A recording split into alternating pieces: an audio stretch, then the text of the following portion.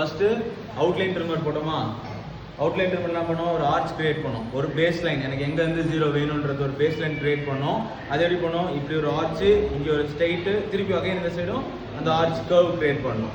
Again என்ன பண்ணுறோம், இங்கே ஜீரோ அவுட்லைன் போட்டிருக்கோம். அடுத்து என்ன பண்ணோம், 2 போட்டு ஒரு கைட்லைன் ஃபிக்ஸ் பண்ணோம். 2 ஃபிக்ஸ் பண்ணதுக்கு அப்புறமேட்டு 1.5 1 0.5 0 அகைன் என்ன பண்ணியிருக்கோம், இது ஷேவர் வச்சு என்ன பண்ணியிருக்கோம், நல்லா இன்னும் நம்ம ஃபேடை வந்து ஹைலைட் பண்ணி காட்டுறதுக்கு, டேப்பராக இன்னும் டிஃபைன் பண்ணி காட்டுறதுக்கு ஷேவர் வச்சு யூஸ் பண்ணுறோம். ஷேவர் எப்படி யூஸ் பண்ணோம், அவுட்லைன் ட்ரிம்மர் போட்டுட்டு முடியெல்லாம் ரிமூவ் பண்ணிட்டு போட்டால் தான் ஷேவர் என்ன ஆகும், இன்னும் நல்லா க்ளீன் ஷேவ் பண்ணும்.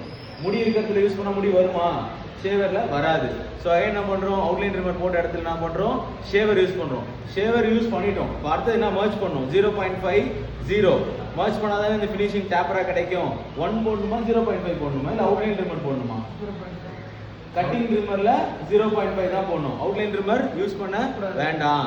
லாஸ்ட்டாக ஃபினிஷிங்கில் அங்கங்கே ஒரு முடி தெரியுது அப்படின்னு என்ன பண்ணலாம், அந்த இடத்துல வெர்டிகலாக வச்சு அந்த முடியை நம்ம ஜிக்ஸாக் பண்ணி